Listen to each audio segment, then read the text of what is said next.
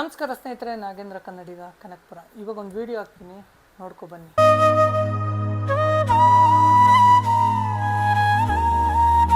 ನೋಡಿದ್ರಲ್ಲ ಸ್ನೇಹಿತರೆ, ಒಂದು ಪುಟ್ಟ ಕಂದಮ್ಮನ ಈ ದಿನ ಕನಕಪುರ ತಾಲೂಕು ಗಟ್ಟಿಗುಂದ ಗ್ರಾಮದ ಒಂದು ದೇವಸ್ಥಾನದ ಮುಂಭಾಗ ಇಟ್ಟು ಹೋಗಿದ್ದಾರೆ.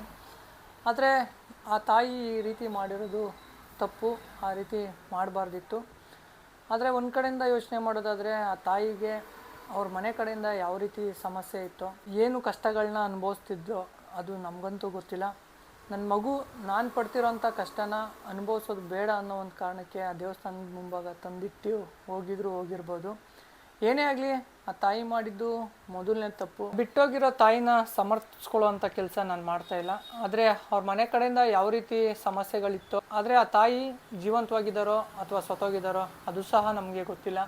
ಎಲ್ಲೋ ಒಂದು ಕಡೆ ನನ್ನ ಮಗು ಜೀವಂತವಾಗಿರಲಿ ಅಂತ ಆ ದೇವಸ್ಥಾನ ಮುಂದೆಗಡೆ ತಂದಿಟ್ಟು ಹೋಗಿದ್ದಾರೆ, ಅಥವಾ ಇದು ಯಾವುದೋ ಬೇರೆ ರೀತಿಯ ಸಂಬಂಧಗಳಾಗಿ ಈ ಮಗು ಹುಟ್ಟಿ ಈ ಥರ ತಂದಿಟ್ಟಿದ್ರೆ ಖಂಡಿತವಾಗ್ಲೂ ಅವ್ರಿಗೆ ಭಗವಂತ ಒಳ್ಳೇದಂತೂ ಮಾಡೋದಿಲ್ಲ. ಆ ಮಗು ಮೇಲೆ ಆಸೆ ಇಲ್ಲ ಅಂತಂದಿದ್ರೆ ಆ ತಾಯಿ ಆ ಮಗುನ ಕಾಡು ಪ್ರದೇಶದಲ್ಲಿ ಅಥವಾ ನಿರ್ಜನ ಪ್ರದೇಶದಲ್ಲಿ ಎಲ್ಲಾದರೂ ಎಷ್ಟು ನೀರಲ್ಲೋ ಹೋಗಿರ್ಬೋದಿತ್ತು. ಆದರೆ ಆ ಮಗು ಜೀವಂತವಾಗಿರಲಿ ಅನ್ನೋ ಒಂದು ಕಾರಣದಿಂದ ಆ ದೇವಸ್ಥಾನದ ಮುಂಭಾಗ ತಂದಿಟ್ಟು ಹೋಗಿದ್ದಾರೆ. ಒಂದು ಕಡೆ ಯೋಚನೆ ಮಾಡೋದಾದರೆ, ಅವ್ರ ಮನೆಯವರು ಏನಾದ್ರು ತೊಂದರೆ ಕೊಡ್ತಿದ್ರೋ ಅದು ನಮ್ಗೆ ಗೊತ್ತಿಲ್ಲ.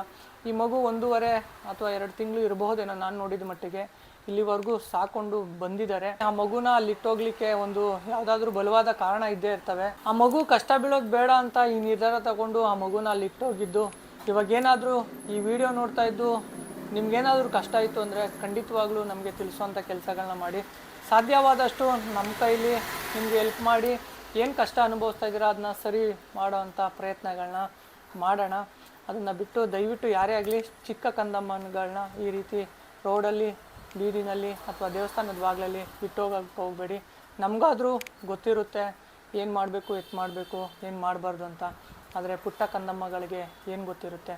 ಸದ್ಯ ದೇವ್ರ ದೊಡ್ಡವನು ಇರುವೆ ಬಾಯಿಗೆ ಅಥವಾ ನಾಯಿ ಬಾಯಿಗೆ ಮತ್ತು ಇನ್ನಿತರ ಪ್ರಾಣಿಗಳ ಬಾಯಿಗೆ ಆ ಮಗು ಸಿಗಲಿಲ್ಲ. ಮತ್ತೆ ಮುಂದಿನ ವಿಡಿಯೋದಲ್ಲಿ ಸಿಗೋಣ. ದಯವಿಟ್ಟು ಯಾರು ಈ ಥರ ಕೆಲಸಗಳನ್ನ ಮಾಡಲಿಕ್ಕೆ ಹೋಗಬೇಡಿ. ಧನ್ಯವಾದಗಳು.